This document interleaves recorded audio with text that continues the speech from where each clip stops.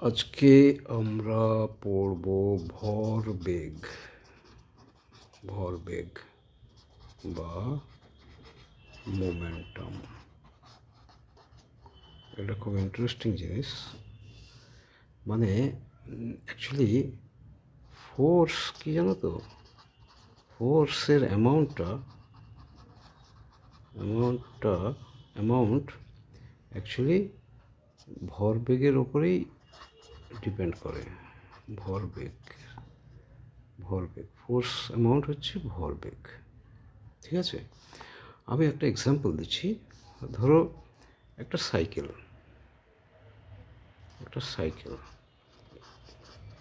সাইকেলওয়ালা cycle চালিয়ে নিয়ে আসছে তোমার, ধরো 20 kmph যাচ্ছে। তো কারো গায়ে ধাক্কা লাগলো,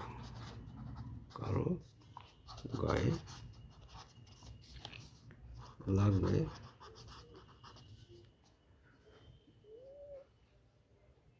খুব বেশি ক্ষতি নাও হতে পারে।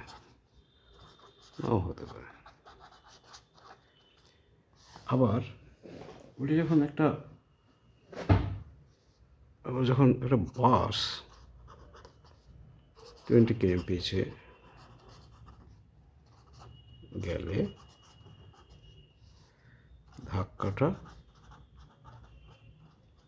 ধাক্কা অনেক বেশি লাগবে,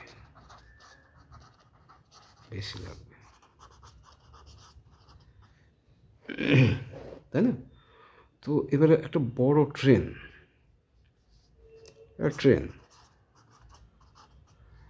যদি 20 kmph আসে,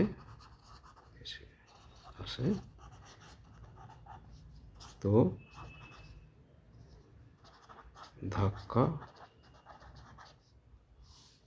অনেক অনেক অনেক বেশি লাগবে, বেশি হবে, তাই তো? তো তোমার হাতের উপরে একটা পেন পড়লো, ধরো টেবিল থেকে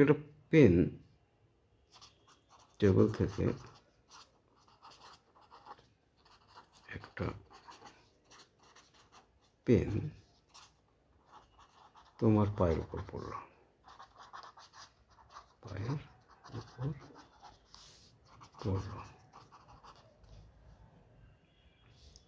আর ওইখান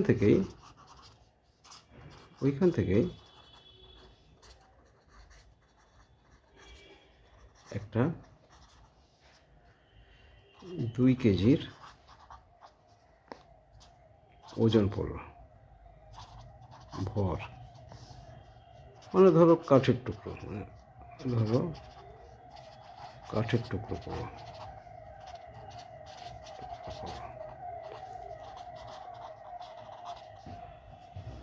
তাতে কী হবে? তোমার কষ্টটা হবে কাঠের টুকরোতে। কেন? ওটার ভর বেশি। তো এইখান থেকে আমাদের ভরবেগের কনসেপ্টটা নিতে হবে। তো অ্যাকচুয়ালি ফোর্স হচ্ছে যে ফোর্স এক্সিস্ট করে, তার মানে কি আমাদের গায়ে ধাক্কা লাগা বা গায়ে লাগা, যেটাকে বলা হয়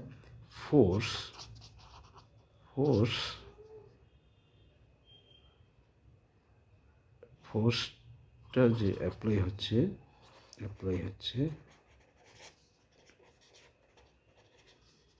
সেটা শুধু ভেলোসিটির জন্য নয়, তাহলে ওর সাথে মাসও জড়িত। তাহলে actually force is equal to mass into acceleration. এটা আমরা প্রমাণ করবো। Force is equal to mass into acceleration, এটা প্রমাণ করবো। ধরো একটা অবজেক্ট, ধরো অবজেক্ট, সেটা ইউ ভেলোসিটিতে যাচ্ছিল। ইউ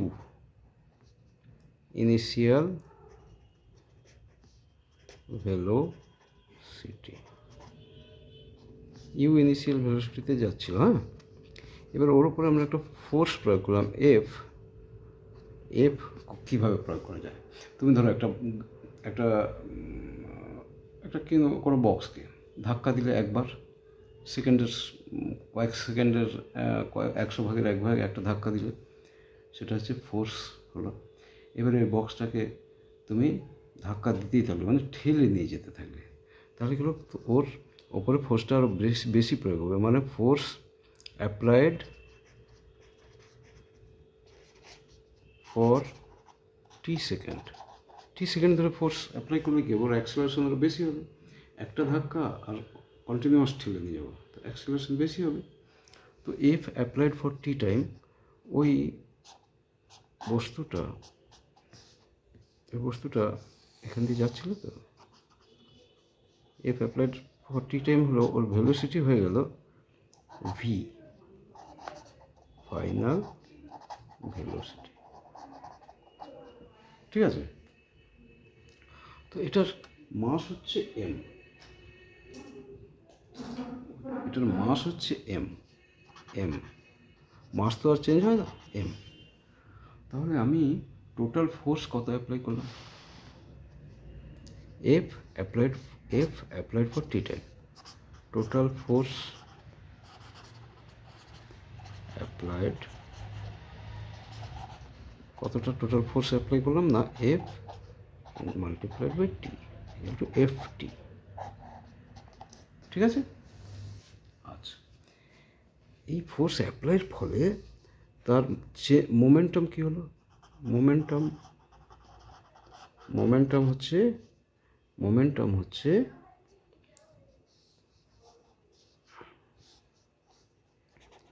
মোমেন্টামটাকেই অ্যাকচুয়ালি আমরা করব, momentum is equal to mass into velocity.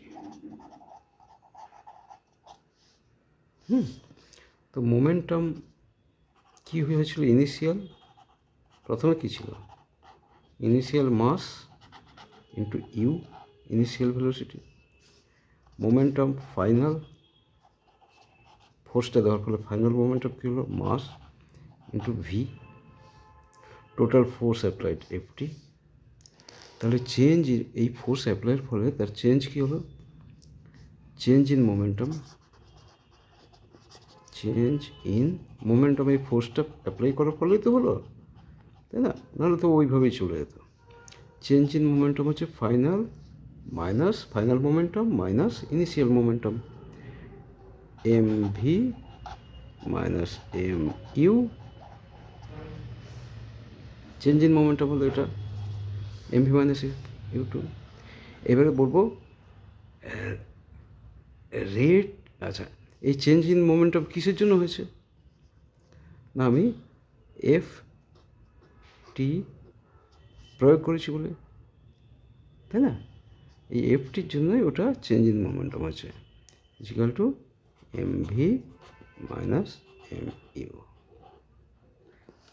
ঠিক আছে, তো টি ইজিক্যাল টু কি, এফ ইজিক্যাল টু কি, M V minus M U by t, or f is equal to কি, m into v minus u by t। এবারে v minus u by t মানে কি, rate of change of velocity.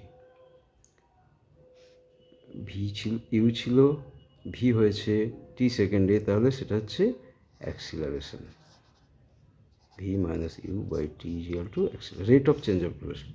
তাহলে f is equal to m into a। এটা হচ্ছে prove করার জন্য আমরা এত কথা বললাম। তো force is equal to mass into acceleration, এটা আমরা জানলাম। ঠিক আছে, force is equal to mass into acceleration। ওকে, তো এইবারে আমরা এর কতগুলো অ্যাপ্লিকেশন দেখব এই ধরনের কিছু। আর এটা কিন্তু because of Newton's second law, যে rate of change of momentum is amounts to the force applied to it.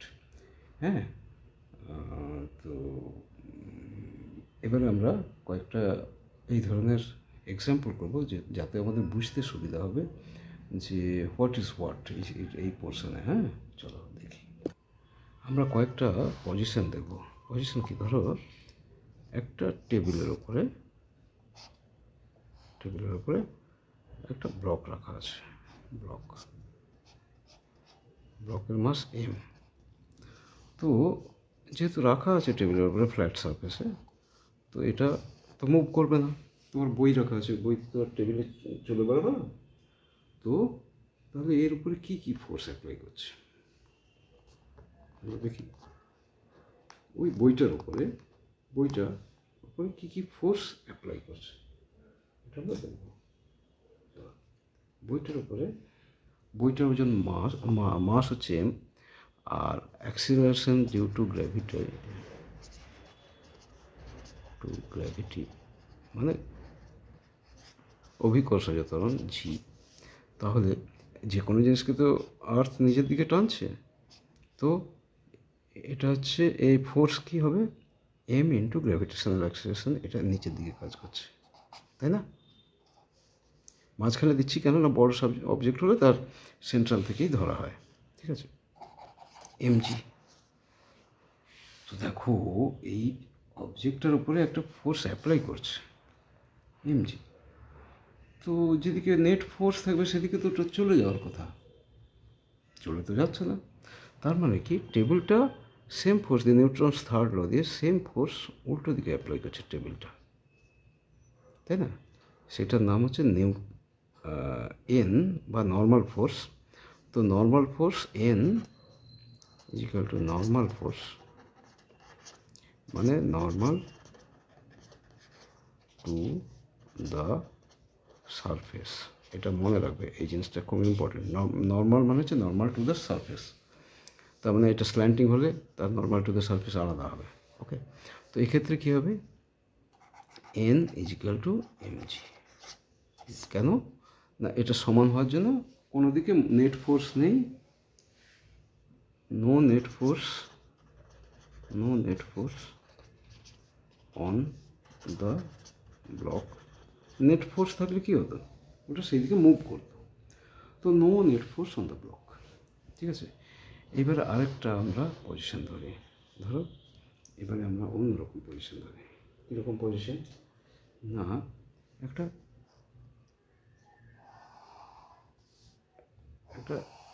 Slanting position, মানে ঢালু জায়গায় এরকম ব্লক আছে, ওই মাসটাই আছে এম, ঢালু জায়গা আছে। ওকে, এটা একটা ধরো থিটা অ্যাঙ্গেল, ঢালুটা কতটা না থিটা অ্যাঙ্গেল। ওকে, থিটা অ্যাঙ্গেলে ঢালু, theta with the horizontal, with the earth, ঠিক আছে। তো এই ব্লকটার ওপরে কী কী ফোর্স আমরা দেখব। আমরা জাস্ট ফোর্সগুলো, আমরা এখন কোনো অঙ্ক করছি না, আমরা ফোর্সটা কীভাবে কোন দিকে কাজ করছে, কেন করছে, সেটা আমরা বোঝার চেষ্টা করবো এবং সেটা আমরা অ্যাপ্লাই করার চেষ্টা করবো, যে দেখা যাক কী হয়। তো এটা যেহেতু ঢালু, এর এমজি কোন দিকে কাজ করবে, নিশ্চয়ই এদিকে না, এমজি তো সোজা পৃথিবীর দিকে টানবে, তার মানে এমজি হচ্ছে এরকম, এমজি। এখানে দেখো নর্মাল টু দ্য সারফেস কী হবে, এইটার সঙ্গে পারপেন্ডিকুলার, এই সারফেসের সাথে পারপেন্ডিকুলার, তাই না?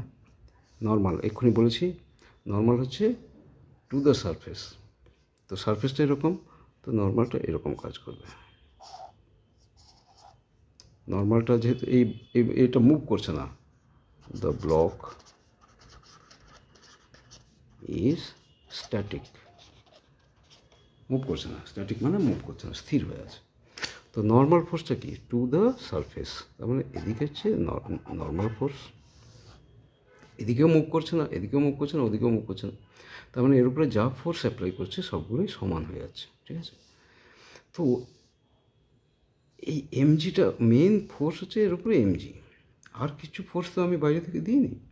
তো এমজিটা এমনভাবে ভাগ হবে যেটা এই নর্মালটাকে কাউন্টার করবে, যাতে যেহেতু কোনো দিকে মুভ করছে না। আর যদি নিচের দিকে কোনো থাকে সেটাকেও এর ফ্রিকশনাল ফোর্স কাউন্ট করবে মানে সমান সমান করে দেবে। ওকে, চলো। তো এইটা যদি থিটা হয়, এটা একটা ট্রায়াঙ্গেল, তো এটা 90 ডিগ্রি, এটা তো পারপেন্ডিকুলার টু দ্য আর্থ, তো এটা 90 ডিগ্রি। ওইদিকে তো 90 ডিগ্রিতে তো আমরা আমাদের অবজেক্টটাকে অ্যাট্রাক্ট করে, তো পারপেন্ডিকুলার এটা 90, তাহলে এটা হচ্ছে 90 মাইনাস থিটা, আর এটা 90। দেখো, এটা তো পারপেন্ডিকুলার টু দ্য সারফেস, তার মানে এটা পুরোটা 90। এটা যদি 90 মাইনাস থিটা হয়, এটা হয়ে যাবে theta. 90 minus theta plus theta equal to 90। বোঝা গেল? তো এই অ্যাঙ্গেলটা থিটা। এবারে আমরা ওর উপরে শুধু একটাই কাজ করছি, সেটা হচ্ছে এমজি। আমি অন্য কোনো ফোর্স দিইনি। তাহলে এমজি হলে এমজির এই দিকের কম্পোনেন্ট কত হবে? বড় করে কি এই কম্পোনেন্টটা কত হবে? আর এর আগে আমি তোমাদেরকে ভেক্টরের শিখিয়েছি, ভেক্টরের রিজলিউশন শিখেছি, ডিভিশন অফ ভেক্টর, কীভাবে 90 ডিগ্রিতে ভাগ করতে হয়। তো এমজি থিটার দিকে হবে এমজি কস থিটা। কেন থিটার দিকে হবে সেটাও আমার, থিটার দিকের একটা কস থিটা হবে আর উল্টোটা হবে সাইন থিটা, সেটাও আমার বলা আছে আমার একটা ভিডিওতে, ফোর্স এইসব বিষয়ে, ভেক্টরের রিজলিউশনে। তো এটা হয়ে গেল এমজি কস থিটা, আর এর হরাইজন এই সারফেসের হরাইজন্টাল যে কম্পোনেন্ট সেটা হয়ে যাবে এমজি সাইন থিটা। তার মানে আমি যে এই এমজিটা যেটা আর্থ ওর উপরে অ্যাপ্লাই করছে, ওটা যেহেতু আসতে পারছে না, ওটা দুটো কম্পোনেন্টে ভাগ করছে, একটা হরাইজন্টাল কম্পোনেন্ট আর একটা হরাইজন্টাল টু দ্য সারফেস, আর একটা ভার্টিক্যাল টু দ্য সারফেস। এবার দেখো ভার্টিক্যাল দিকে কি কি force on vertical, force on M vertical to the surface, কি vertical to the surface, MG cos theta downward, N upward, দুটো উল্টো দিকে, এবং কোনো দিকে নেট ফোর্স নেই, no movement on vertical or horizontal, কোনো দিকে মুভমেন্ট নয়। আমি বলেছি যে এটা স্থির হয়ে আছে। তাহলে কী হবে? এই ফোর্সগুলো একে অপরকে ক্যান্সেল করে দেবে, নেট ফোর্স নেই, তার মানে N is equal to MG cos theta. এবারে বলো যে এইদিকে তো আমার কোনো এ নেই, এটা তো এমজি সাইন থিটা একটা আছে, তাহলে এইদিকে নিশ্চয়ই একটা কিছু কাজ করছে। সেটা কি কাজ করছে? সেটা হচ্ছে ফ্রিকশনাল ফোর্স। এটা যদি স্মুথ সারফেস হতো, কোনো ফ্রিকশন না থাকতো, ও পড়তেই থাকতো, কিন্তু এটা রাফ সারফেস হওয়ার জন্য এইদিকে যে ফোর্সটা কাজ করছে, ফোর্স অফ ফ্রিকশন, তো এদিকেও যেটা কাজ করছে সেটা হচ্ছে ফোর্স অফ ফ্রিকশন। তো সেটাও এটাকে ক্যান্সেল আউট করছে। সুতরাং ফোর্স অফ ফ্রিকশন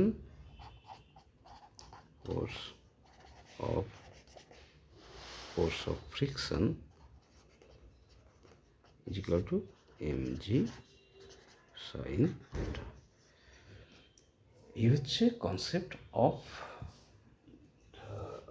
ঠিকমতো লেখাটা বোঝা যাচ্ছে না, force of friction is equal to mg sin theta।